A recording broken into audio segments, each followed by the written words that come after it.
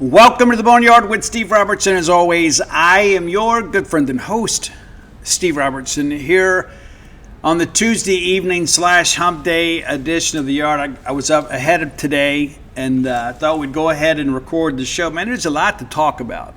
And not necessarily sports related, but life related. We're going to talk about some sports stuff. But I wanted to get started today discussing this situation with Ole Miss player Corey Adams, who was shot and killed and appears to just be kind of a random thing. I only know what's been reported. You know, we haven't dug into any of this, and nor will we. But apparently, he and a group of friends showed up at a pool party outside of Cordova, Tennessee.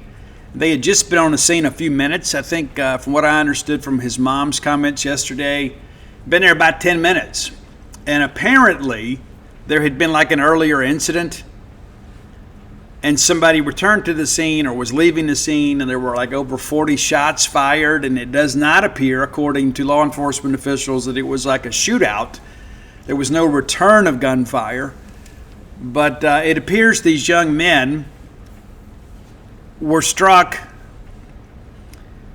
and Adams killed. And it's one of those things that really, kind of gathers your emotions a little bit.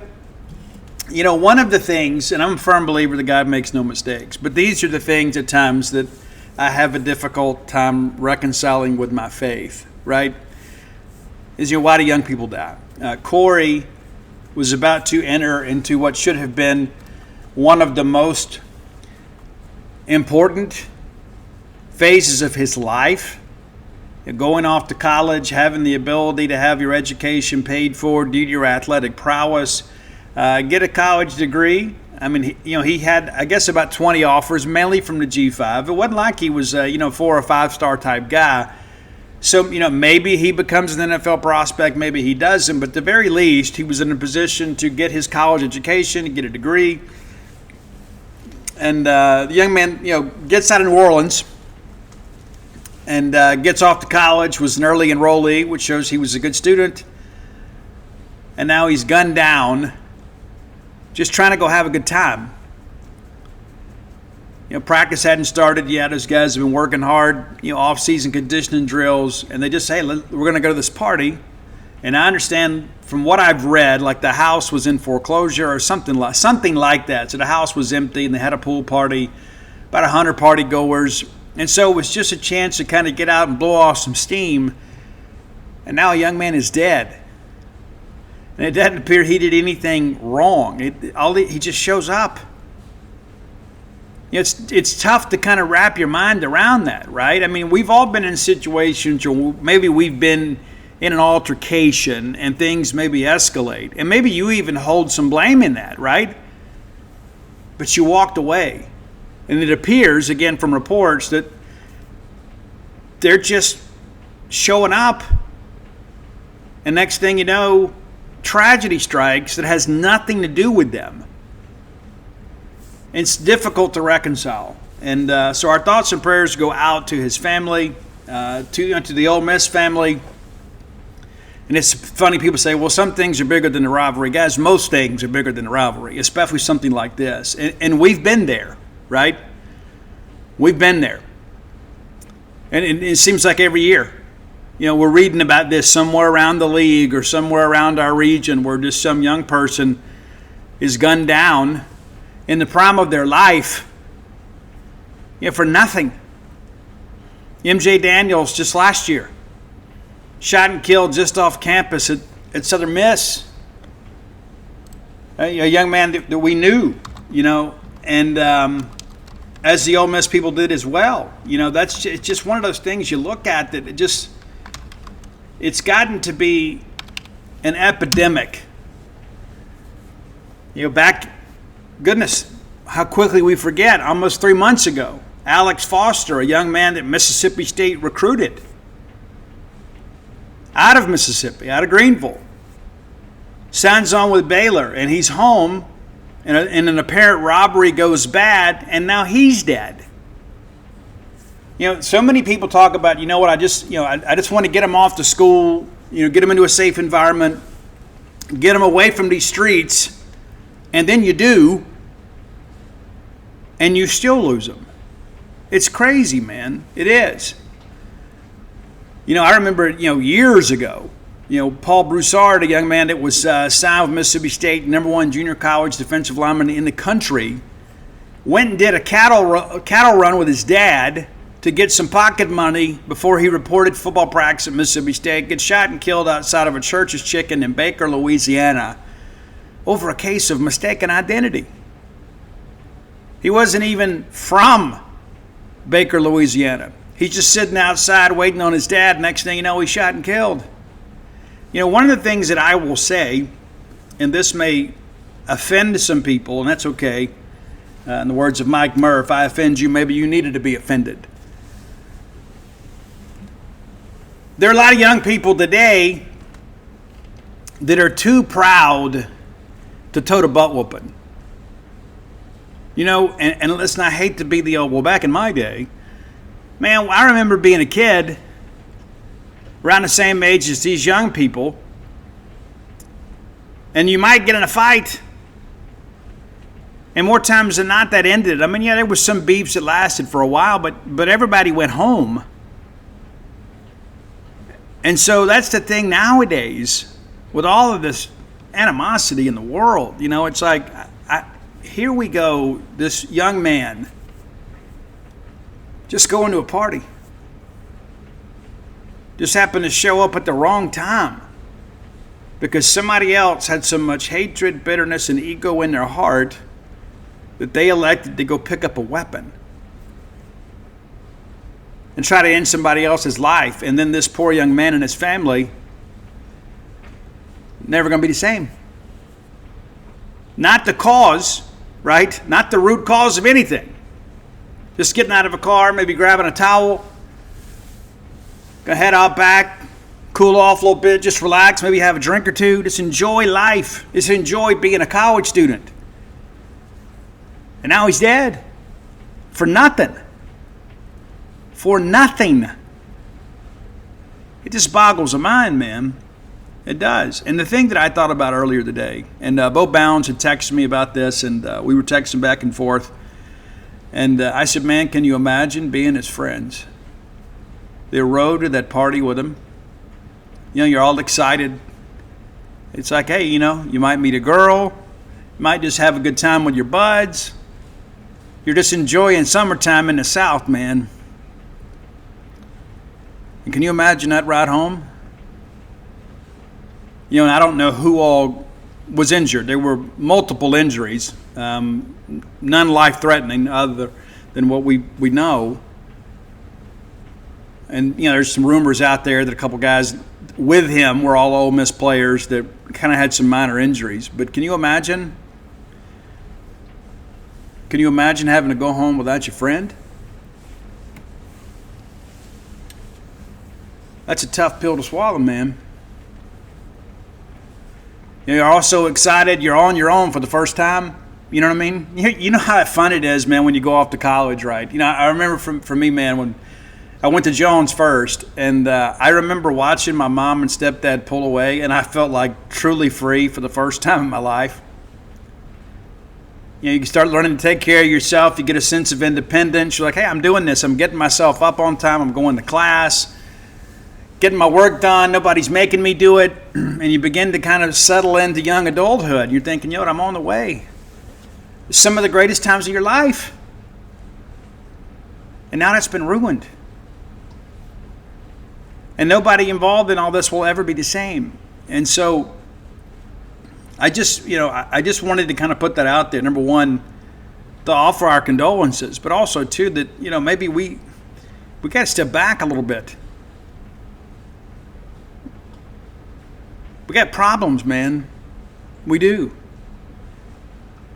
And it's, I see the stuff out there, the comments are all the same, like on Facebook. It's always the same. It's always the whole whataboutism thing. And, we start talking about certain cities and they're this and, political affiliations and all that kind of stuff. Man, let me just tell you something. You think that matters to that kid's mom? And I hope that we can get a measure of justice for them. But even that is just so incredibly insufficient. There's so much more than a moment. There have been times in my life I probably have been angry enough to really hurt somebody. Matter of fact, you talk to enough people in my hometown, they'll tell you as much. And there are times that I've hurt people. Physically, emotionally, mentally, whatever. It's true. I suspect you have too.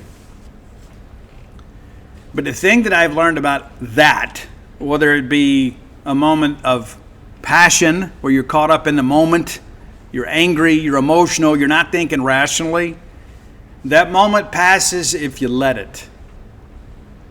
Just get in the car and go home. Just get in the car and go home. Live to fight another day. But the last thing is to go just grab a weapon and just start shooting indiscriminately and just shoot anybody. You know what I mean? I'm eager to know more about this case, and I'm eager to know that people are held accountable.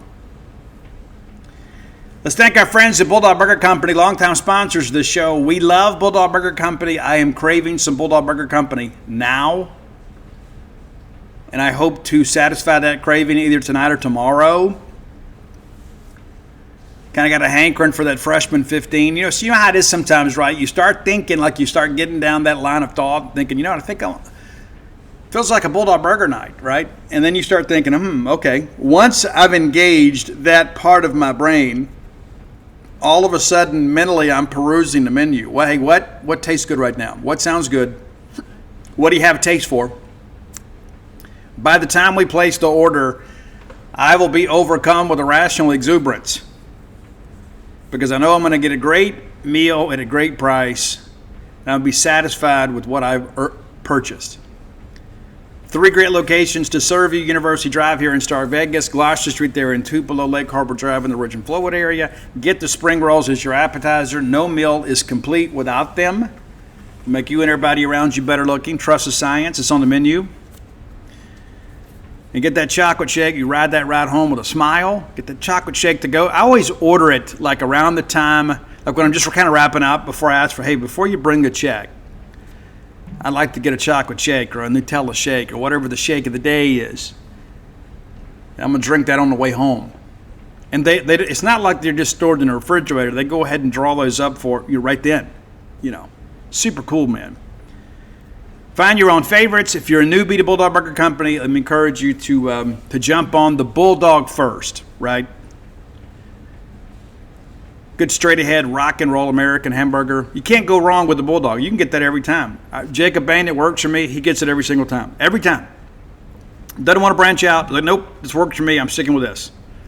So that's where we are. Find your own favorites. You'll be glad you did. Bulldog Burger Company, the place where people go to meet. MEAT. All right. It's a history lesson time for a lot of you. A lot of you younger people don't know the injustice that was wreaked upon Mississippi State, really because of, in some respects, Ole Miss. Back in the 70s, 1975, Mississippi State got put on probation. It was very much a selective prosecution. Bob Tyler had begun to win some recruiting battles that Ole Miss didn't think he should have. Of course, Bob Tyler, the consummate gentleman, was passed over at Ole Miss, even though he was Johnny Vaught's picked successor. And then the Canards kind of rose to power, and Coach Tyler didn't get the gig, went and worked for a year at Alabama, then came to Mississippi State. And he won a big recruiting battle. Larry Gillard out of Faulkner High School. Larry recently celebrated his 70th birthday, for those of you that are wondering. Still alive and well. But basically, Larry Gillard, and there was some other allegations too, all of it very, very flimsy. The whole thing was just a kangaroo court session. But at the crux of it, Larry Gillard received a discount that was available to all college students at a clothing store owned by Howard Muskelly. Now, what's interesting to note about that is that discount was not just available to Mississippi State students. It was a 20% discount available to all college students. You just had to show your college ID, you got 20% off. So Larry Gillard bought 2 shirts and 2 pair of pants. And you got to remember, this is a different time, right? You didn't have a huge wardrobe, right? You just didn't. A lot of people were lucky to have a couple of sets of knockabout clothes and maybe some Sunday clothes, and that was it. There wasn't a lot of clothes back then. And so Larry Gillard went and bought some school clothes at a discount available to all college students. It didn't matter if you went to Ole Miss, Southern Miss, East Mississippi. It was one of the things that Howard Muskelly did to drive business. And the NCAA considered that to be an impermissible benefit. That a college student athlete should not receive a discount available to all college students regardless of school of entry, right? So to make a long story short, and it's very complicated, I wrote about this today. I was able to go dig up some things out of the archives and share some correspondence between Mississippi State and NCAA enforcement, and you can really read the absurdity of it all. I made it free. But Dave Murray, I give Dave Murray a lot of credit here. Dave Murray has kind of been on a campaign for some time that Mississippi State should claim those victories because we had to forfeit 15 games. Now, why did we have to forfeit those games? Well, after the Mississippi State administration went through the Committee on Infractions hearing in Kansas City, Missouri, they met at the Alameda Plaza Hotel in Kansas City. The whole thing was rigged from the beginning. But nevertheless, they elected to take the matter to court because initially the NCAA ruled Larry Gillard ineligible for the balance of his college career. He only played 1 year at Mississippi State. Freshmen were just beginning to play varsity football. And they ruled him permanently ineligible. Well, Coach Tyler appealed that and wrote a letter asking for leniency. They said, okay, I'll tell you what. He's only got to sit the 75 season. Now remember, this is a 20% discount on a couple pair of clothes. That's it. That's the crux of the case against Larry Gillard and his eligibility. And they says, well, okay, he's only got to sit out a 75 year. Well, Mississippi State said, it's still not enough. It's not fair. We took it to court. Yeah, we took it to court. And it's so funny, like nowadays, anything the NCAA does ends up in a courtroom. We could talk about that all day. We won't. There was an injunction that allowed Larry Gillard to play the 75 season. It took a while for its way to matriculate through the court system. It eventually made its way to the state Supreme Court, which was very heavy Ole Miss educated. Make of that what you will. They ruled against Mississippi State, surprise, surprise, and Larry Gillard. Well, the NCAA had a policy back then because the NCAA, even to this day, is a voluntary organization and you're supposed to agree to play by their rules. They added to the sanctions and forced us to forfeit those 15 games that Larry Gillard ended up playing in that we won. And so now Mississippi State has reversed course. We are now claiming those games as wins. The on-the-field record is now reflected rather than this nonsense. Eventually, in 1978, the House Subcommittee on, I can't remember what it was called. I wrote this earlier, like weights and investigation or measures and investigations. They had hearings about the NCAA's enforcement practices. And Larry Gillard went and testified before Congress. And, of course, his career was over by then. And you had parties on both sides of, it's so funny, how life has changed. You had a Democrat from California. You had a Republican from New York. And both of them said, hey, this was wrong. An injustice was committed here against Mississippi State and Larry Gillard. And the chairman of the committee went on to say that it was not lost on him that those sanctions were severely influenced after Larry Gillard and Mississippi State went and spoke before Congress. And so it seemed very punitive. And it seemed to be a matter that was vindictive. And it is something that longtime Bulldog fans have held a huge grudge about. And it's interesting, too, in those hearings, and I noted this in the article, a former NCAA investigator says that an investigation into Ole Miss was canceled because a woman was provided to an NCAA staffer. Now, you can make of that what you will. Of course, one of the parties involved in that said it never happened and he never recounted such a story. You know, I'd probably lie about that too. But all of that understood, we are now claiming those wins, which of course gives us, I think, 3 Egg Bowls back, and it changes the win-loss total. We still got a lot of work to do, but also we're over 500 as a program. But it's important to kind of understand this is something that should have been corrected 50 years ago. And I'm glad that we're able to get it done in Larry Gillard's lifetime. We lost Coach Bob Tyler, obviously. He did not live to see this day. But I think Mississippi State is making the right move here. There's some more moves we can make about some other stuff too. I don't know who pulled the trigger on this decision, but kudos to them. And kudos to David Murray for kind of keeping this thing alive. It's been about 18 months, I guess, since this whole thing started, this campaign, and unbeknownst to many of you. And David would never be a person that would go out there and say, hey, look what I did. But Dave Murray is really the architect of this. Dave Murray is the guy that said, hey, this is wrong. We should never have done this. We should never have agreed to this. And, you know, of course, Alabama, of course, is claiming national championships they never won, not to mention some people up the road. But all of that understood, I wanted you guys to kind of know, especially you young bucks, Mississippi State and Bob Tyler were beginning to kind of make some noise in the SEC. And there were some people in the SEC that were upset. We won 9 games in 74. At the time, that was the second most wins in school history. Only the 1940 Alan McKean team that went 10-0 won more to that point. Now, we've done it a few times since then, but it's been pretty much a rarity. But again, you got Rocky Felker at quarterback and Walter Packer and Jimmy Webb and all these guys, you know, making some racket. It's like, wait a minute, Mississippi State's not supposed to be good in football. They're not supposed to be beating our teams. So let's go put together some charges. And guys, I have perused this NCAA file so many times.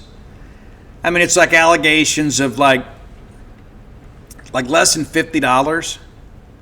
Now, granted, that's a little more money back in those days. But they accused State of paying for gas. Yeah, so a kid could take a visit. And, of course, that's permissible under today's rules, right? You pay mileage. But those were the allegations. Like, hey, well, this coach gave this kid $20. So we're going to put the program on probation for 2 years. We're going to ban you from bowl games for 2 years. We're going to prevent you from being on television for 2 years. That used to be a thing. Used to be a TV blackout was an NCAA sanction. It's a much different dynamic these days. And it's among the flimsiest cases in the history of the NCAA.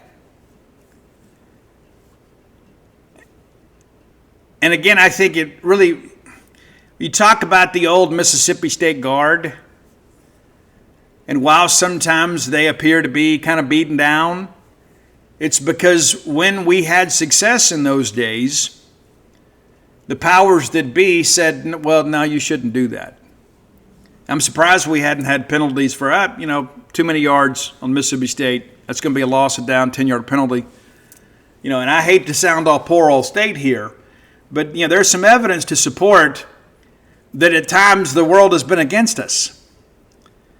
I go back to all the old bowl bids from years ago when the state legislature, which was Ole Miss educated almost 100%, they would guarantee that Ole Miss's bowl ticket allotment would be sold, even if they had to pay for it. Mississippi State not offered the same courtesy.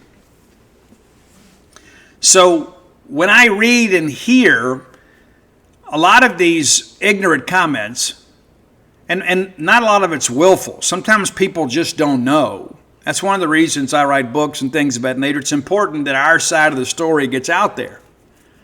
And this, article today is about 2,200 words, so it's kind of like a small book chapter. But it's something that I have considered putting in a book many times, and maybe we'll get Larry on the phone one day and kind of get his reaction to all this stuff.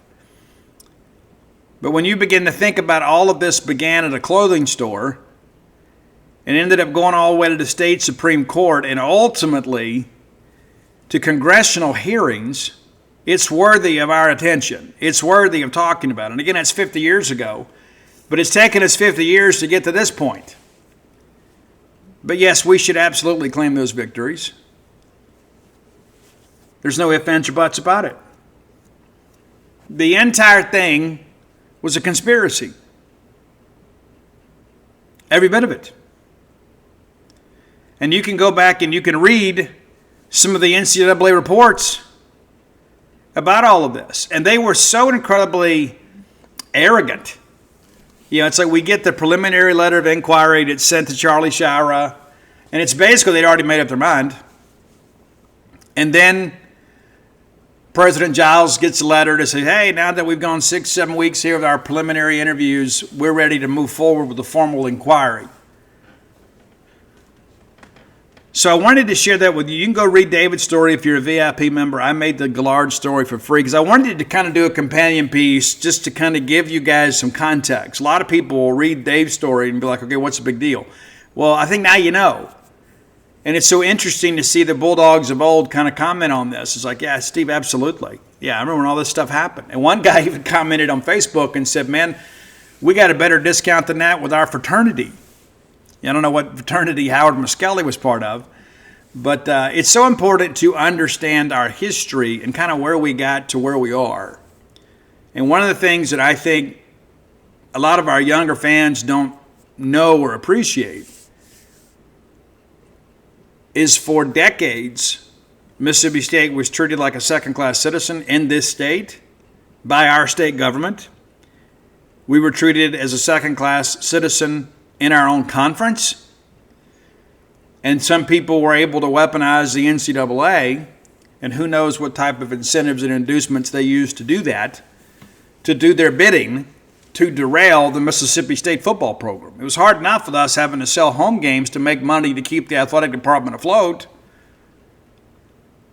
But then all of a sudden we have some success, and all of a sudden they're like, oh, they won too many games. We need to conduct an investigation. And you think that all of that is just message board fodder. It's not. And the Larry Gillard case is probably the greatest example. And even the congressional leaders at the time talked about what a slippery slope this was, that the NCAA is like, hey, you can't go outside of our organization to seek remedy of what you think is unfair. And, of course, the state Supreme Court said, well, Mississippi State didn't file a formal appeal with the NCAA, so they did not exhaust all of their remedies under the framework of the NCAA. So we're going to overturn the lower court's ruling. Of course, I'm sure that had nothing to do with the outcome of the Egg Bowl. Nothing, right? I'm sure it didn't. Yeah. I'm sure it was all just, done to the letter of the law. But, yeah, it's a big deal to me. Maybe it's not a big deal to you, but it's a big deal to me. And I think for people that have kind of lived through this and lived with the knowledge of how Mississippi State was railroaded by the NCAA, kind of at the behest of Ole Miss, it's something that has kind of stuck as a burr under the Bulldog saddle.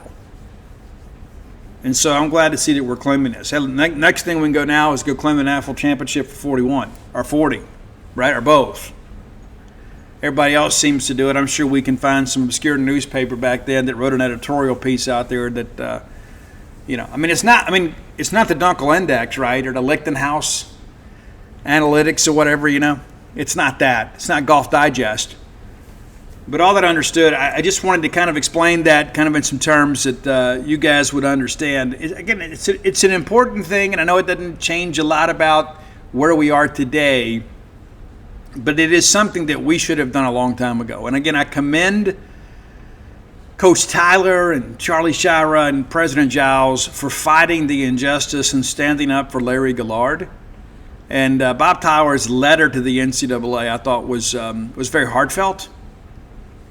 And I think that's an important part of this thing too. Is that Coach Tyler, his legacy, number one, as the consummate gentleman, but he fought for what he believed in. He was unfairly passed over at Ole Miss to our benefit, and then all of a sudden he gets here and he begins to win. And then all of a sudden, the bourgeoisie of Mississippi are like, well, wait a minute, this isn't supposed to be. Well, you had your chance to hire him, you elected not to. Billy and Bruiser, right? Probably rolling over in their graves today, knowing that we're claiming these victories again. So again, commend David Murray, commend our fine folks that were in the administration of Mississippi State. Those guys are all dead and gone now, but this is a battle that has gone on basically since the founding of the university back in 1878. So with that in mind, our player of the day is Larry Gillard, brought to you by closewithblair.com. You can get a hold of Blair at 601-500-2344. Again, that's 601-500-2344. Get Blair's 24 years of expertise working for you.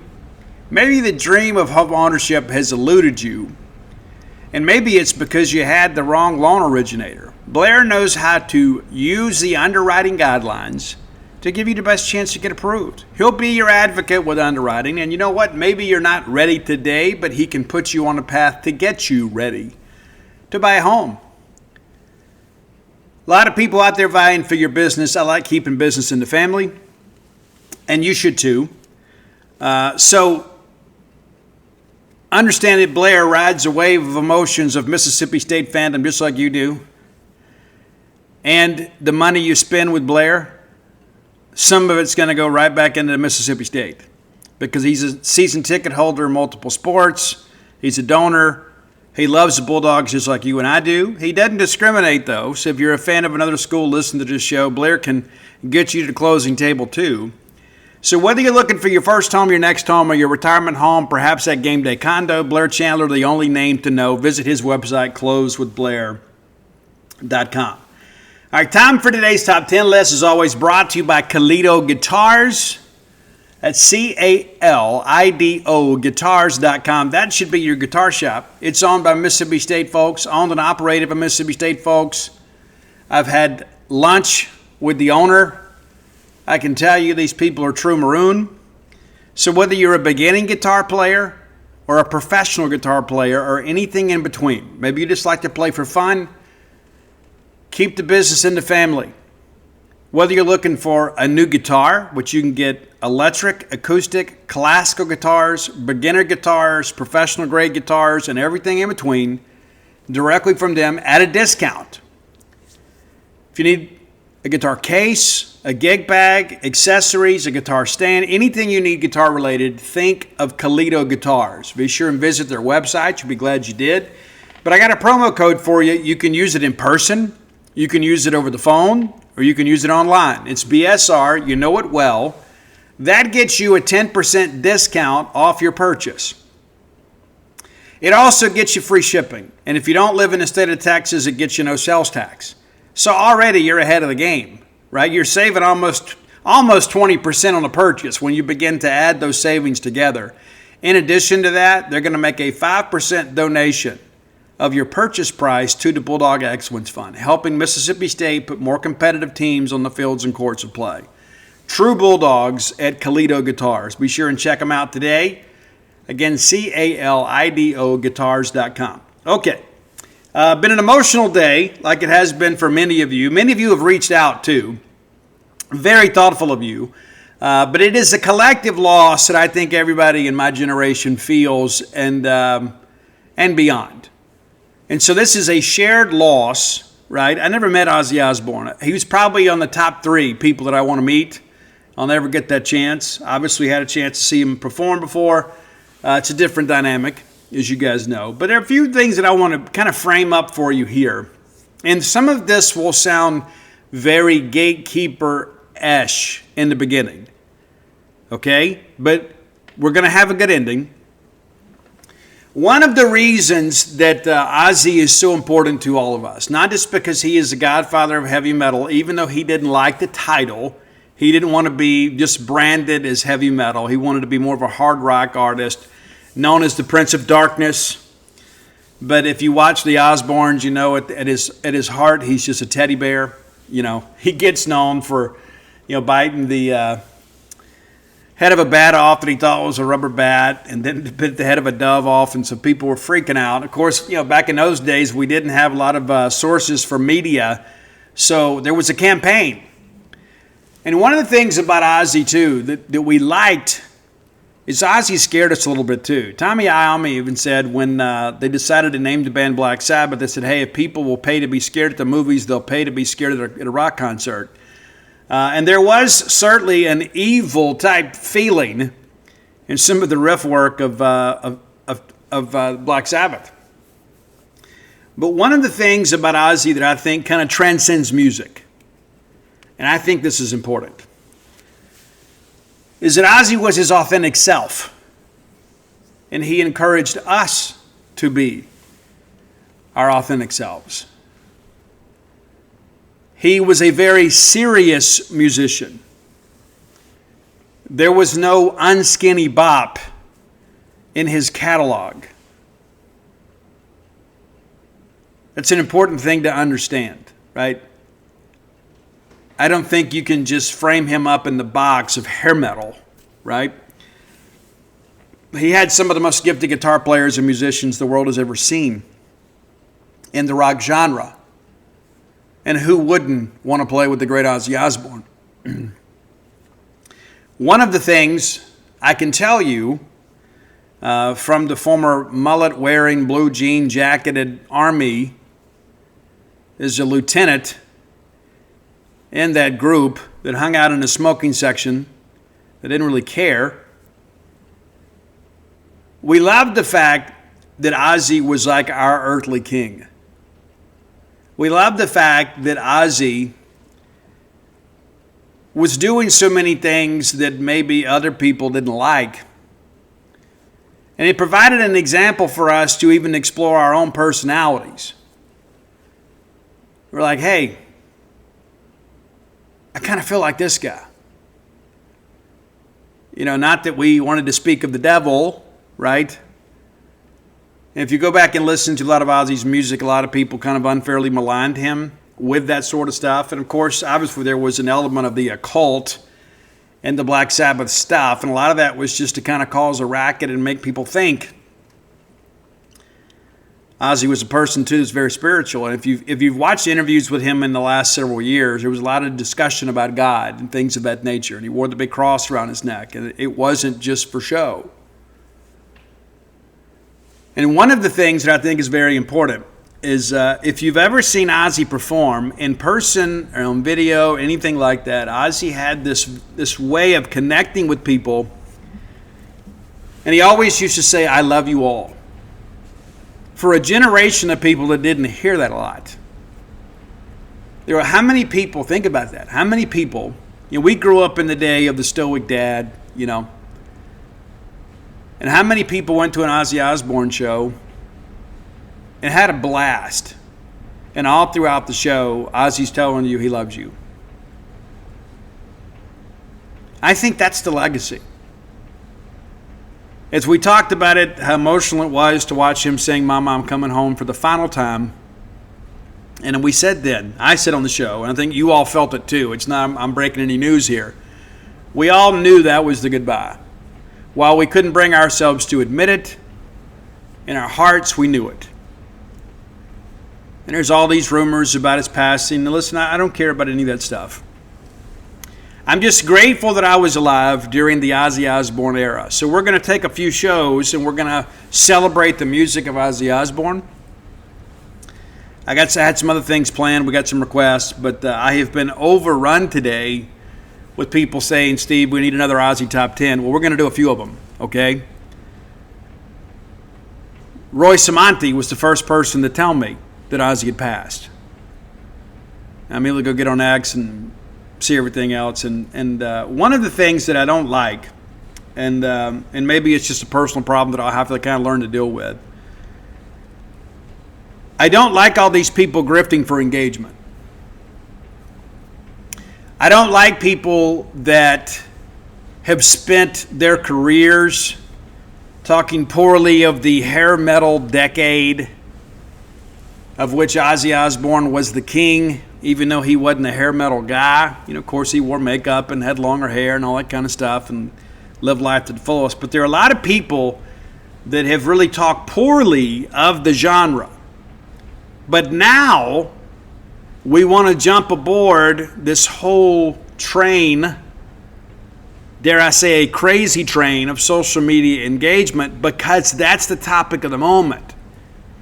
Hey, so let me go jump out here and do my video. Let me jump out here and we'll put the band together and we'll go cover Crazy Train and Bark at the Moon. And I don't like it. I don't like it. Because you spend all this time, decades, talking poorly of the genre of rock music that Ozzy Osbourne created. And now I'm supposed to accept your well wishes and condolences? You kidding me? Ozzy would feel differently, I'm sure. And maybe there's a lesson learned there. But the thing that I'm struck with is how many people went to that last show, dads bringing their kids, adults bringing their grandparents, 3 generations of fans singing along and crying their eyes out, knowing that a piece of our youth is leaving us. Very significant. It's a heavy show today, man. It's hard for me to do, to be honest with you. But, you know, I can tell you as a guy that grew up in the 70s and 80s, graduated in 1990, I can tell you, listen, we had a blast in the 80s. We had the best music, the best fashion, the best movies. That's one of the reasons that you guys still go back and watch The Breakfast Club. That's why you go out and get a Slayer t-shirt. And there's a part of me that kind of rejects that too. And again, it's something I'll have to deal with. Because I can tell you, like, when I was in high school, and again, this is very gatekeeperish, right? I know. But whenever a band kind of crossed over to the preps, they kind of lost their luster with us. You know what I mean? We wanted some things that were kind of uniquely our own. And that's one of the things I love about Ozzy is he never sold out. He's true to himself. A lot of bands out there try to change with the times. And it's so interesting, too, you know, again, back to my whole gatekeeper mentality about this. I see MTV, you know, tweeting out their tweet. And I wanted to respond. I didn't. It's like, man, you guys colluded with record companies to end the 80s heavy metal push. And now you want to get out here with this? You were instrumental in every aspect of that, of the negative variety. Because record companies knew they could go out and sign bands like Nirvana much cheaper. They didn't have these $2 million budgets to record music videos on MTV. They didn't have multi-million-dollar stage sets. They just go plug in and play. And some of you like that. I liked a lot of it too. But don't think it wasn't a corporate rock decision. You kidding me? Every bit of it was. This whole Seattle thing was not organic. That's what I don't think people understand. If you don't believe me, go read the book, I Want My MTV. They basically confess to so much of that stuff. But at the end of the day, no matter how passionately I feel, Ozzy didn't just belong to us. He belonged to everybody. He did. And I think a lot of it was the reality TV stuff. I think you got to see a different part of him, and people began to realize, hey, Ozzy Osbourne's just kind of like my uncle, you know? And so at the end of the day, I know what's going to happen. Amazon will sell out of Ozzy Osbourne merch. That's a good thing. We wake up tomorrow, Bark at the Moon may be the number one song, or Mama, I'm Coming Home will be number one. Ozzy will dominate the top 10 in the days ahead on Apple Music and Spotify and things, but that's a great thing. It's a great thing. And so Ozzy was one of those artists that just simply couldn't be put in a box. I go back to the early Metallica days. Everybody loved the fact they didn't do videos. Oh, they're not corporate sellouts. And then they did do videos, But I have been so moved today to see all the moving tributes from artists and them posting pictures. And, of course, Motley. Ozzy took Motley out on their first major tour. It was incredible. And I think it's one of those things, if you're one of those people that feels like me, right? I think we welcome the interlopers. Because that will only add to the legacy of Ozzy Osbourne. There will be people, young people of today, that will learn of the true majesty of our earthly king, Ozzy Osbourne, because of what's happened. People will go back and watch those old Osbourne episodes.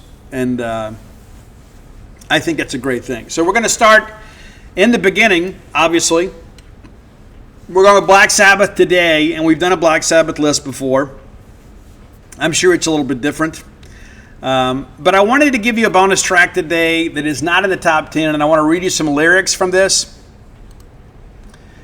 This is written in 1975. How ironic, the same year that the Larry Gillard thing happened. But Ozzy Osbourne wrote this in 1975.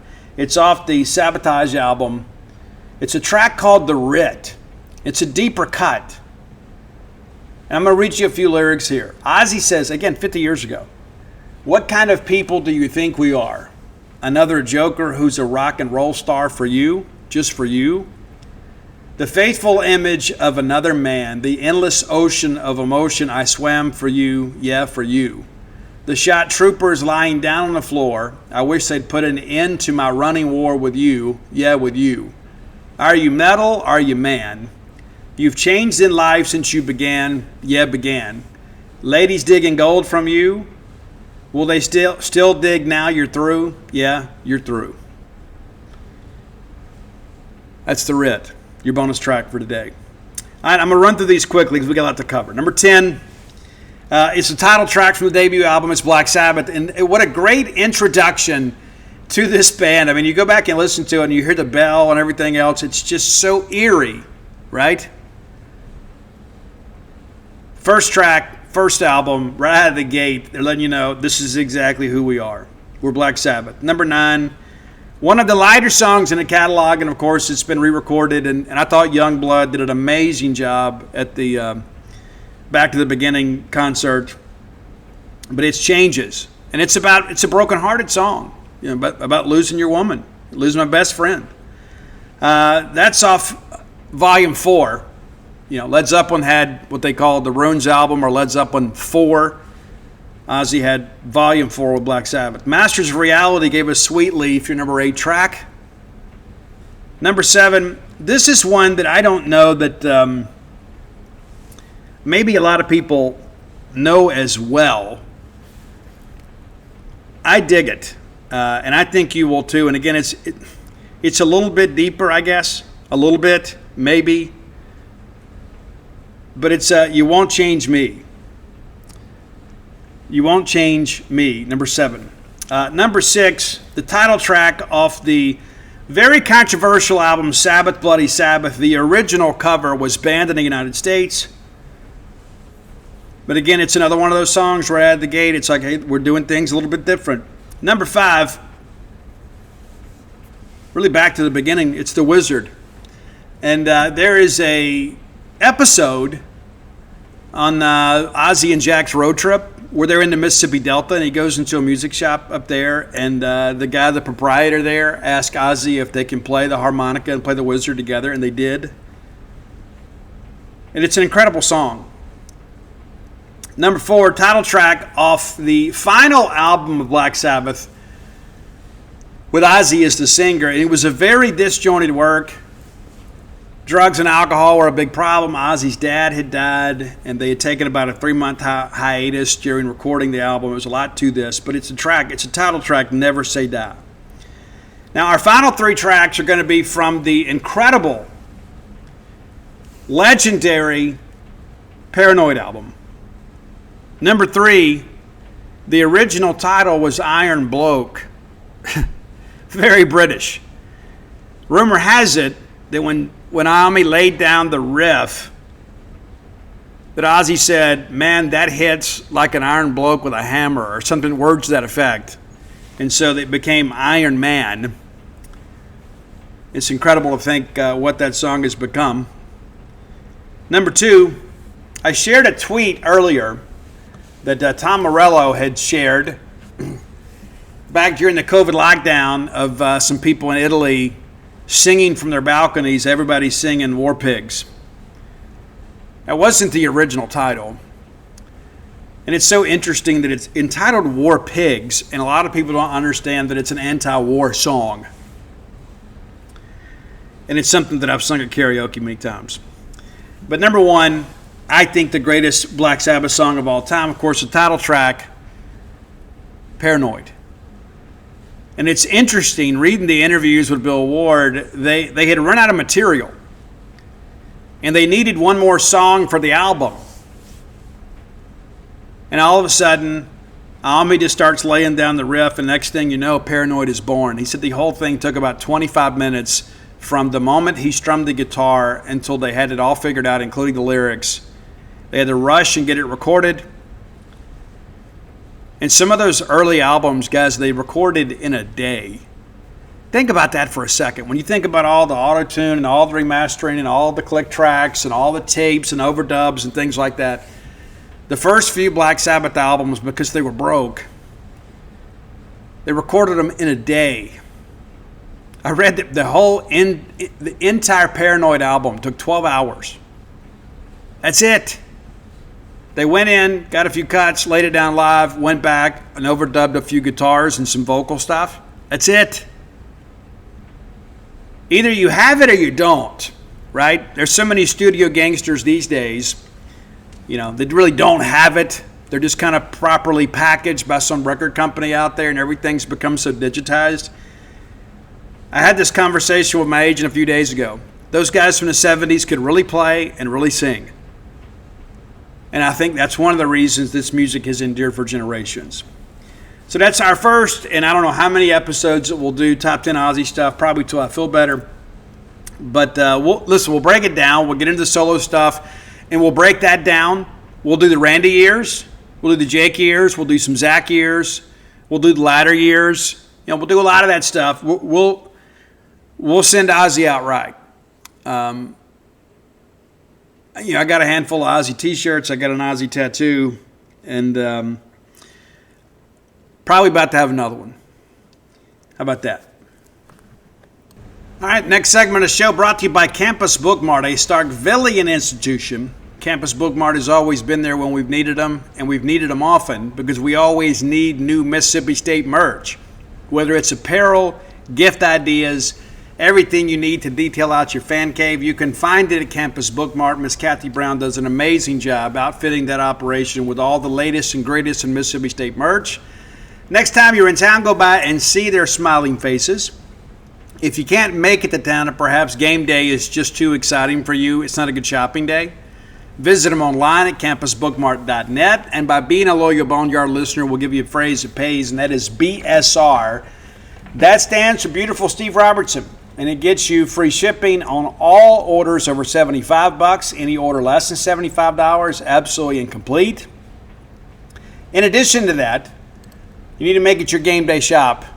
When you do feel like shopping, you may get a complimentary hug. I always do, but maybe that's just me. Maybe, I don't know. Try it and see. Maybe you will, maybe you won't. But I know this: when I go in there, I wish I had more funds to spend because I would buy a little bit of everything. Because I can't get enough Mississippi State merch in my home. Rep the brand wherever you go. And when people come to your home, let them know Bulldogs live here. Campus Bookmart, your one-stop shop for Mississippi State merch. Okay, next opponent preview. It's Ole Miss, and we won't have an opponent preview on Friday, obviously, and that show will be recorded Thursday night because I got to run a spa this weekend as the bride goes to see the grandkids, meet the grandbaby boy. We love getting that free content every day. But looking back at Ole Miss, it was a good year last year and didn't end the way they wanted it to. A lot of people thought they were a shoo-in to make the playoff. They had a couple of dubious losses to some teams that just weren't great that ended that. But, it was part of the deal. And again, there was a feeling last year that if Ole Miss didn't do it last year, they may never do it. I don't know if I'll go that far, but that was a very talented team. They started out, with some cakewalks to start the season. And offensively, they were elite. There's no ifs, ands, or buts about it. They beat Furman 76-0. They get Middle Tennessee 52-3. They travel to Winston-Salem and take on a struggling Wake Forest team and get them 40-6. And then they blast Georgia Southern 52-13. And so a lot of people are like, hey, well, they get the easy part of their schedule right out of the gate. How good could they be? Well, defensively, they were a lot better last year. And I think Nick Saban's the one that said it. What made that Ole Miss team different is they had the bodies up front. And in years past, they've had more skill position players and not necessarily beef up front. They had it on both sides of the line last year. But they had that game at home against Kentucky. We were in Austin, Texas, when that thing went down. We discussed that during the Kentucky preview. But 20-17 game. And, of course, Ole Miss loses that on a last-second field goal attempt. It was a pretty wild game. And if it was in Lexington, you would say, well, that kind of makes sense, it's a weird game. But after one quarter, it was 7-3 in favor of the Rebels. But at the break, it's 10-7 Kentucky. And then everybody in the nation tuned in. They're like, hey, look at this. Well, it ended up being a very interesting second half. Really no question about it. And not as much offense, 20 points scored combined in the second half. But Ole Miss ties it. Kentucky gets a 48-yard field goal from Alex Rainer to make it a 13-10 game. And then Ole Miss, struggling a little bit. And one of the last plays of the third quarter, Jackson Dart connects with Trey Harris for a 48-yard touchdown. Harris, with a big day in the loss, 176 yards receiving. And then Kentucky drives down late, 6 plays, 83 yards, takes them 2 minutes and 23 seconds, and they score. And everybody in the country rooting against Ole Miss all had the same thought. They just simply scored too soon. Jackson Dart takes them down. They can't get in the end zone. They attempt a field goal, and it's yanked wide left. It wasn't even close. And then everybody's like, well, that's it. They go to South Carolina. And again, that's kind of a weird game too. And give South Carolina a little credit, for making it interesting. But Ole Miss comes out right out of the gate on their first possession, goes down and scores, and then they score again to kind of cap the first quarter. It's 14-0. South Carolina gets on the board, and then it's just from there. It was just not a very entertaining game. And Ole Miss wins that game 27-3. And listen, I don't care who you are or where you're from. South Carolina at the time was 3-1 coming into that game, playing at home. It was a day game, so the atmosphere maybe not quite as raucous. But give that Ole Miss defense a lot of credit. South Carolina with a running quarterback had a chance to improvise at times, just couldn't get it done. Marquee matchup. It's a rivalry game for Ole Miss, not so much for LSU, despite what other people will tell you. Ole Miss comes into the game 5-1. LSU 4-1. This was a wild one. I remember listening to this game on the road back. Scoreless after one. And then a wild second quarter that showed 30 points being scored. Ole Miss jumps out to a 10-0 lead. LSU responds, and then the Rebels answer, and it's 17-7. And just before the half, kind of some crazy things happen. They get a field goal. LSU gets a turnover, can't cash it in, get another field goal, make it 17-13. But they had opportunities to take an early lead. You thought, okay, it's a 4-point game at the break. Anything can happen in the second half, and it did. Ole Miss pushes it back out to a touchdown lead, 20-13.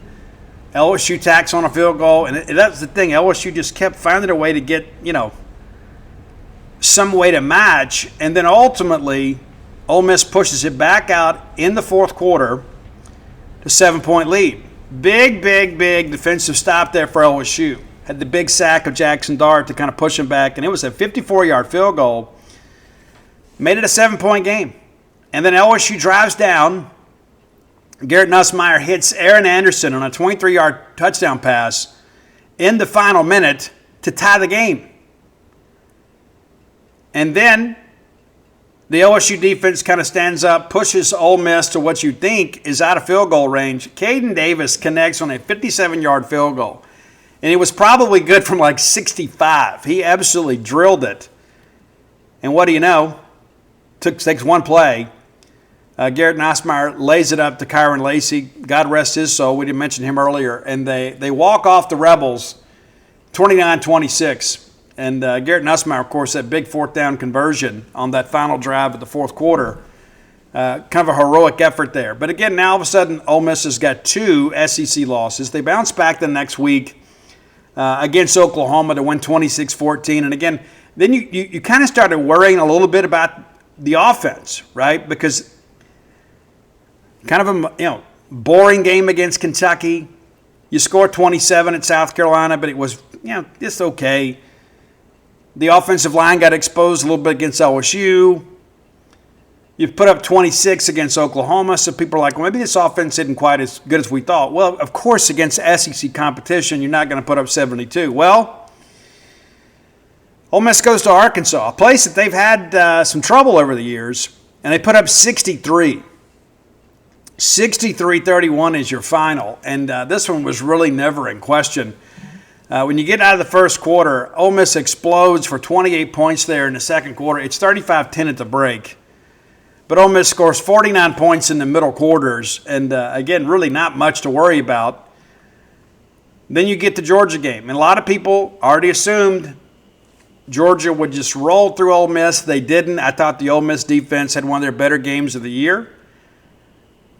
And again, Georgia trending towards the playoffs, Ole Miss trying to stay in it. And with the win, they kind of erase that loss against Kentucky, as bad as that was, because you picked up the big win against Georgia. And this was the game, too, that Jackson Dart got knocked out early. And you're thinking, well, that's it. Game's over. No. That's not what happened at all. The backup quarterback, Austin Simmons, comes in and drives down the field and puts points on the board. And then all of a sudden, the Ole Miss people kind of began to believe a little bit. Austin Simmons goes 5 of 6 in that ball game, and then Jackson Dart comes back. But it's hard to argue against the kid kind of coming in there under difficult circumstances, not expecting to play, but showed that he was game ready and takes him down there and scores. Ties the game. It was Ulysses Bentley, who didn't get enough playing time down the stretch, as so many Ole Miss fans will tell you. But Ole Miss gets a couple field goals, 3 field goals to push it out to a 16-7 lead. And then, Georgia kind of starts winding back in, but that Ole Miss defense just would not relent. Georgia cuts to a 16-10 lead, and then from there it was all Ole Miss. They win at 28-10. The margin of victory probably a little more impressive, not just the win, but when you consider how well that defense played and the fact that the offense did just enough to kind of keep tacking on and getting separation to make that Georgia offense a little more predictable, that was big. So just when you think they're back in the mix, they go to Gainesville, Florida, and Florida had kind of figured some things out. Limited Ole Miss to just 17 yards in that ball game, but it was kind of a crazy thing too. Of course, how that game ended. It's 14-all at the break, 17-all after 3. on the road, fourth quarter game. You just need to go put some things together. And Ole Miss just simply couldn't get it done in the fourth quarter. Midway through, Florida takes a 24-17 lead and then makes it stand up. Of course, a couple of late picks for Jackson Dart, a couple of them pretty dubious, right? But you lose and you think, oh, that's it. And then their playoff chances are on life support. We go in there and make a game of this thing, and I think many people would argue that Mississippi State should have won this game, but give the Ole Miss run defense a lot of credit. But you look up after one, like Ole Miss goes down the first drive, they score. We hold them to a field goal, and we really felt like that was a win. Next thing you know, Michael Van Buren connects with Kevin Coleman, who gets loose for a touchdown. Ole Miss comes back, runs a little gimmick thing with J.J. Pegues that everybody thought was so cute, makes it a 10-7 game, and then Van Buren answers. Goes right down and scores right before the end of the first quarter to make it a 14-10 game in favor of Mississippi State. Ole Miss running game's not really getting anything done, and then lo and behold, Ulysses Bentley breaks loose 89 yards for the score to give Ole Miss a 17-14 lead. And you got to think, man, right there, if you just make a play, maybe we're having a different conversation today. Ole Miss tacks on a field goal to make it a 20-14 game, and then late, State playing some pretty good defense. Caden Prescorn scores to cap senior day scoring as they win 26-14. But when you go back and look at this game, obviously what matters most is points on the scoreboard. But you go back and look here, State outpassed them 291-143. Now, of course, Ole Miss outrushed us 254-39. A lot of that 89-yard run. But they did find some success against a State defense that kind of struggled. But State puts up, Ole Miss outgained State by 67 yards. That's it. That's the difference in the ball game. But they made it count when it mattered most. That's the reality of it. They made winning plays. We didn't. Third downs were a big part of it, too. We just couldn't sustain drives 4 of 15, meanwhile, Ole Miss was 8 of 18. We did go for it on fourth down 4 times and made it 3. But, again, some opportunities from Michael Van Buren that he didn't see. In my honest opinion, I think he was already checked out. The Rebels then go on to play in the Tax Slayer Gator Bowl and beat Duke 52-20. So, wraps up a 10-win season, which has kind of become the norm in the Lane Kiffin era at Ole Miss. Didn't start out the best. Now that he's got his players, kind of figured out the portal. Now here we go. All right, let's take a look now at the 2025 schedule. And we'll talk about kind of who's coming back and what to expect. They open up Saturday night against Georgia State. Now, I don't give Georgia State much chance to win this game, but Georgia State's one of those teams like last year that kind of surprised some people, and I can't really explain that. I watched, I guess it was a Vanderbilt game, I think, when Georgia State beat Vandy. Let me look here real quick. I think that's correct. I think it was Georgia. I think Georgia State beat Vandy in Atlanta. I think that's right.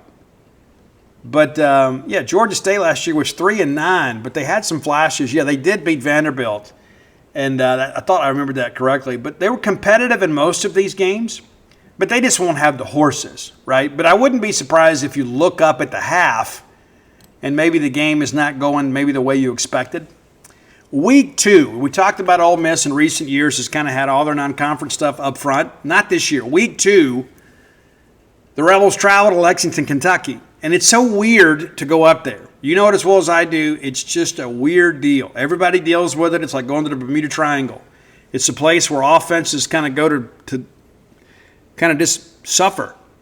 So that'll be an interesting game. I don't think Kentucky's going to be great, but I do expect that'll be a game where Stoops and company will come up with a way to make it a weird game and really stress the Ole Miss offense. They just got to avoid the big play. The next week, Arkansas comes in. So 2 SEC games the first 3 weeks of the year. Now, we don't expect a lot from Arkansas, but this will be a real test for that Ole Miss offensive line against our defensive line, against Sam Pittman's kind of power running game. Kind of a throwback in many respects. But just like last year, there's no way that Arkansas can win a shootout with Ole Miss.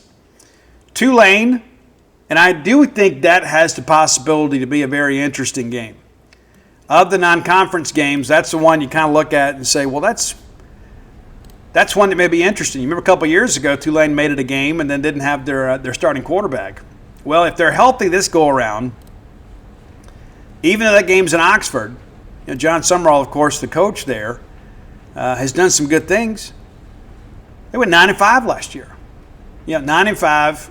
They lose to Kansas State by 7. Then they go on the road to Oklahoma. They get beat by 15 there. But they're not going to be intimidated to come into that environment. They're just not. So don't think for 1 second that they're just going to show up and go through the motions and say, we'll take our check and go. Summerall's trying to kind of put his fingerprints on that program. And again, they won 9 games last year. Then LSU comes in, and so that's an interesting stretch too. We talk about Ole Miss not having all the non-conference games up front. Guys, they're going to play all these games in a row. So the first 5 games, the first 5 games come back to back to back to back to back. They get LSU in Oxford, and I think LSU is going to be pretty good. I don't think they're going to contend for the conference tournament title, but I do think they're a team that could be an intriguing matchup. And they'll be jacked in Oxford, trying to go win whatever that piece of ceramics some kid put together. They call it a trophy, but nevertheless, that's a tough stretch. When you begin thinking about that, 3 SEC games in your first 5 weeks, and all 5 of those games come back to back to back. They get the open date. They welcome Washington State to town. That should be a win. Then you got to go to Georgia. And you better believe Kirby and those guys are going to be up to play that game after last year. Then you got to go to Norman, Oklahoma. The schedule really doesn't lay out well for them. Honest to goodness. Back-to-back road games without the open date. You get, again, the Washington State game. It's a Power 4 program, but they're not going to have the horses either. They'll throw it around a good bit. It'll be a test for that secondary. And then you get Georgia and Oklahoma, which will be very physical teams. And then you get South Carolina coming in. Very athletic quarterback there, too. First team, all SEC. Then you get the Citadel. And then you get Florida. And then you get your open date before the battle for the Golden Egg. And so, again, I think the layout of this schedule is maybe not necessarily conducive for success. A lot of people are saying that Ole Miss probably 8-4 this year. I think that's probably fair. But in years past, they've gotten some real breaks in the schedule. I don't think that's the case this year. I may see it differently as we go week to week. But if they drop a couple of games early, don't be surprised. You get breaking a new quarterback, right? A lot to that. Let's go back and kind of look at last year's numbers a little bit. Just because of the fact that there's just a lot of things, a lot of moving pieces to this. And again, they've done a great job in the portal. Maybe not so much last year, but still a good portal class. But of course, they were kind of all in to win last year. Went out, got Walter and Owen, all those guys. I think that's an important aspect of this too. How do you rebound? Because we always talk about how the portal sometimes is just not sustainable. If you're portal heavy year after year after year after year, you kind of begin to ask yourself, how's this going to play out for us? And at some point it catches up with you. But Jackson Dart, obviously first round draft pick by the Giants. Huge year last year. 4,279 yards. Guys, Ole Miss threw for 4,561 yards last year.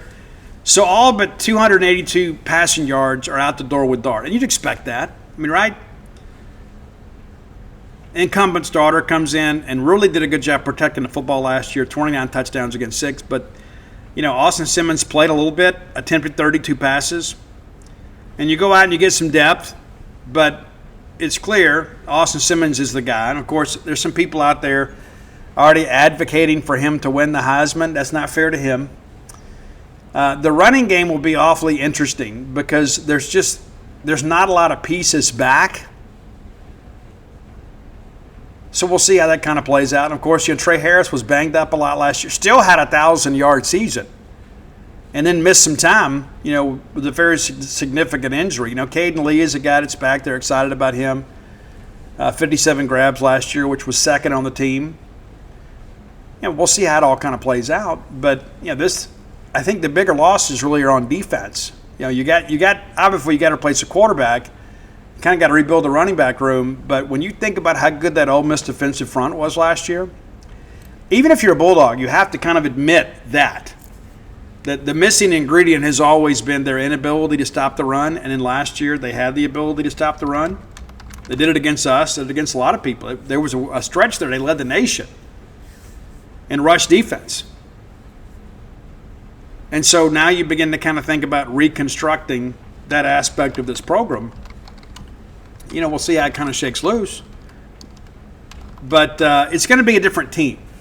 And I don't think they win 10 games this year. And that even includes the bowl game. I just think that's asking a bit much, with a sophomore quarterback kind of breaking in a first-time starter. They lost a lot. Over a dozen starters on both sides of the line. It's going to be very interesting. Again, they went and spent a lot of time in the portal with the wide receiver room, so it's probably going to take a little while to kind of get guys on the same page. Caden Lee is a guy, obviously, that is explosive, and they'll find a way to get him in some advantageous matchups. That offensive line lost 4 starters. There's just a lot to figure out. And as bad as all those losses are, I think this defense is one of those things that, you got Get Perkins back, and you feel really good about that.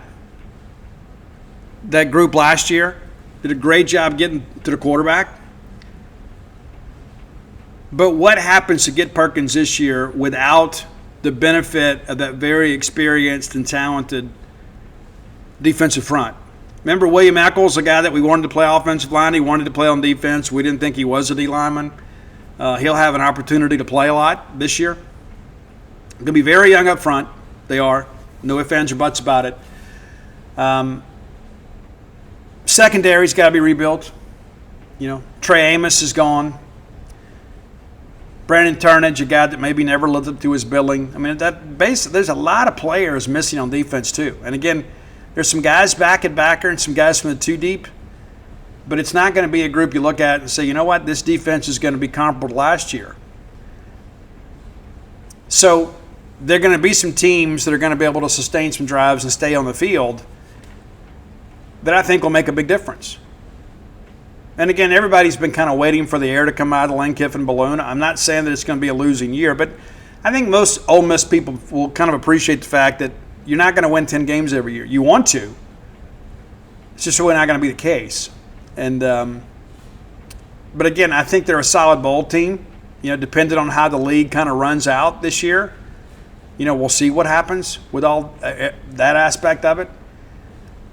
I think it's one of those things where you have to kind of also understand, too, that they always have a tendency to lose a game that they shouldn't. That's kind of been the book on that Lane Kiffin experience, too. You get some interesting wins, but at times you lose some games you shouldn't. And I think everybody involved would say losing that game to Kentucky was at home especially. And the trip to Florida, it's tough to go to the Swamp and win. But the reality of that is that Ole Miss was probably the more talented team and just couldn't pull it off. We'll see how that works out with Florida coming in this year.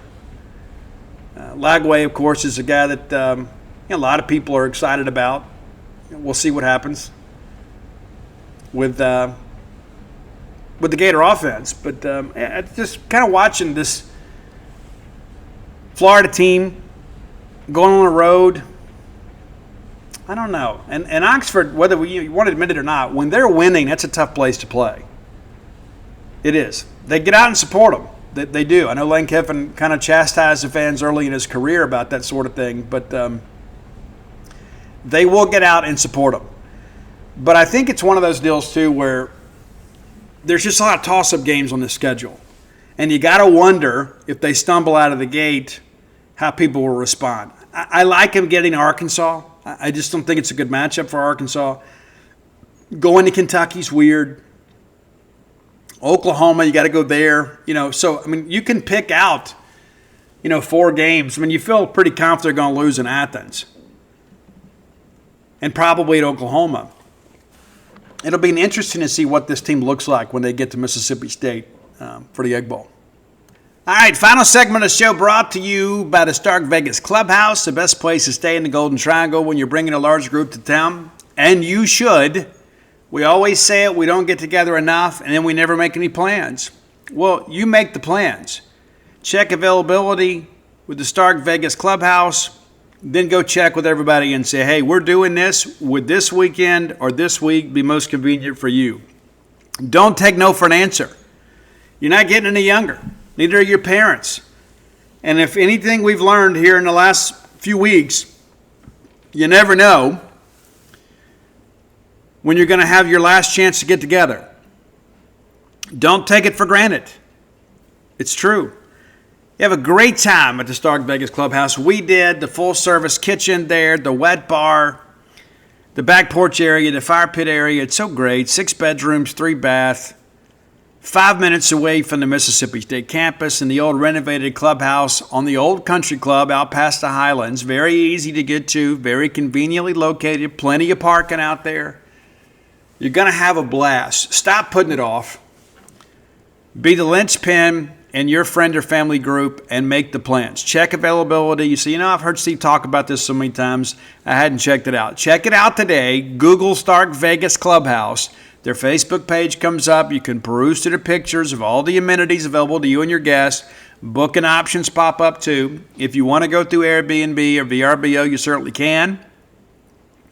However, if you want to save some money, book through the Evolve website and use promo code BSR10. That's BSR, the number 10, to get 10% off your stay. What could be better than that? I can tell you from experience, it's a great place to stay. You'll be glad you did. And it'll be a weekend you can always go back and talk about. Or maybe it's a weekday, a week. I don't know what you want to do. It's up to you. But you'll look back on that and say, I'm so glad we made the effort to get together. Life sometimes kind of moves along a little bit quicker than we expect. You end up leading an accidental life and you say, you know what? I never got around to doing this. Get it done. The Stark Vegas Clubhouse. All right, we've got a few random things before we get out of here. How about Connor Pilkington?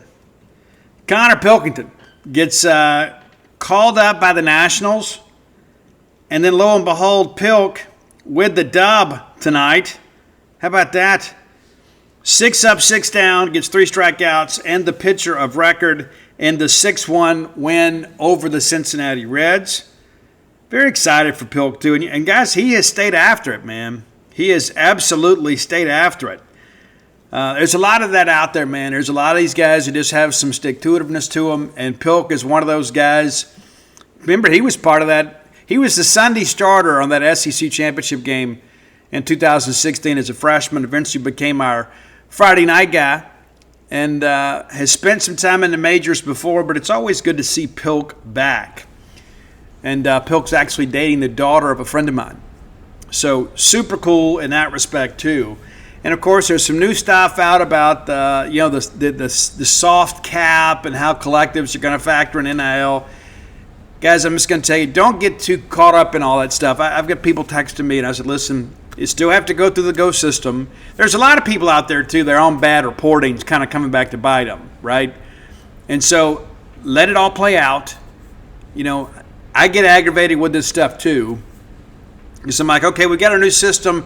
Everybody needs to get on board with this. Everything's going to be great. And then all of a sudden, well, we're worried about litigation here, so we got to do that. Guys, it's just like this whole thing. Like we go back to the first segment of the show, the whole Larry Gillard stuff, right? We agreed to play by the NCAA's rules. We didn't. We took it to court, and we paid the price. And maybe that's why nobody pays the price anymore, because what was done to us. But the reality of this is it changes every day. Eventually, we'll get it all settled, and there's always going to be lawsuits. NCAA gets sued once a week at least. That's an important aspect of this thing to remember. A lot of the stuff gets settled in courthouses, but it's crazy to think that we sold to everybody on this new system and then didn't fully get away from the old system. So now basically you put all these universities on the hook for $20.5 million, $20.5 million, and you're still going to have some collective stuff. And listen, the way that it was rolled out to us is the collective is going to kind of handle the third-party deals. It won't be like a slush fund type thing. So you got to figure they'll have to find a way to regulate that. That was what they wanted to get away from, was kind of pay for play. And everybody had to kind of pony up there. But this is an evolving process. And as Greg Sankey said at SEC Media Days, we're in the middle of this, and it always is a little messy until then. So we'll see what happens. But here's what I do know. In about a week, Mississippi State's going to be on the practice field. And we're going to be one step closer to college football being back. In just over 5 weeks, Mississippi State is going to be playing a game against Southern Miss. In 6 weeks, we're going to be at Davis Wade Stadium. Part of that game will be at night. We'll be able to enjoy the LED lights that so many of us have wanted for some time. There is a lot to be excited about. And listen, I'm not going to sit here and give you code of conduct of what you should expect from this football season. I'm just going to take it week by week. That's my attitude, right? I think we win game 1, and then we'll see what happens in game 2. But it's going to be the home opener. We only get a handful of opportunities to gather as a family at Davis Wade Stadium. The fewest opportunities on the sports calendar involve football. That's why so many of you come, right? You get, a ton of basketball and baseball games, so you feel like, hey, if I miss it this week, I can get it next week. 7 home games this year, guys. That's it. Is that right? Is it 7 or 6? 6. Yeah, we're playing Southern Miss on the road. Yeah, and so, anyway, regardless of the math on that, you only get a half dozen or so opportunities to come to Davis Wade Stadium and cheer on your Bulldogs and ring your cowbell.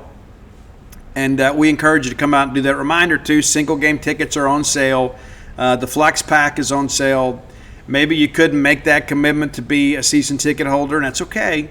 You can still get tickets, good tickets, to see the Bulldogs, and they're going to sell season tickets all the way up, too. So if maybe you've delayed doing that, you can still get it done. And, again, I think it's just so important to experience life, right? Because some people are like, man, I'm just so aggravated and so frustrated. Here's what I know. Mississippi State's going to be playing a sporting event. When I was a kid, there was nothing greater than being able to go watch Mississippi State play. It was the highlight. Sometimes we get to go once a year. We'd get to take in one football game. Maybe it was in Jackson.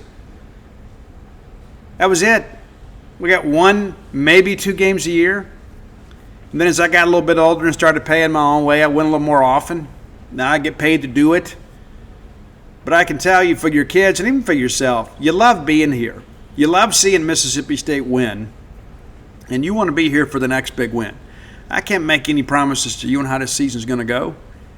But I know this. I know that the Mississippi State family has historically stood up and supported our Bulldogs.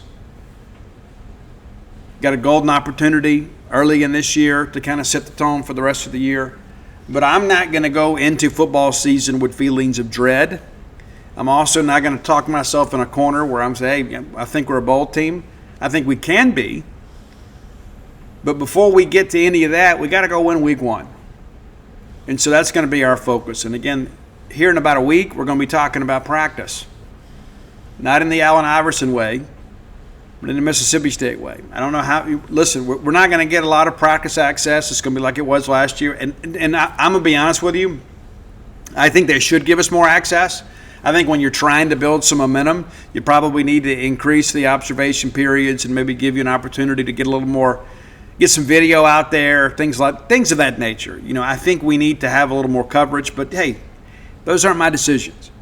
But whatever they do give us, we'll be grateful that we have, and we'll do our best to report it for you as quickly as we can over at genespage.com. Be sure and come check us out. Got some big things coming up with Gene's Page too. If you haven't done so, go to DirtyNobleBook.com, and you can get signed copies of all of my sports titles, plus the book When the Bottom Falls. Come float with us at True Rest Float Spa Starkville. Call 662-268-7601 for more information or to schedule. or you can download the app or book online. It's completely up to you. And again, as you begin to think about football weekends, our client base has increased dramatically over last football season. In last football season, there was a lot, as you can imagine, spots went fairly quickly. Well, you need to have a sense of urgency this year because of the fact the business has grown. Our summer business this year is 10 times what it was last year. Like even today, I can barely get my wife on the phone. As a matter of fact, I text her, just give me a thumbs up that you're good, okay? That's really all I need sometimes. But the reality of it is we do have a thriving business. And so if you're planning to float when you come to town, you need to plan ahead and book your spot to come float. And we'd love to see you and meet you and come by and be a part of our float family at True Rest Float Spa of Starkville. Let's get out of here. Hey guys, don't get spoiled with me recording these shows the night before. But this week, that's how it's going to be. Again, Thursday night, I will record your Friday show. And then we'll see how things go from there. But until next time, let's all live our lives in a way we make more friends and enemies, and people can see a difference in the way we live.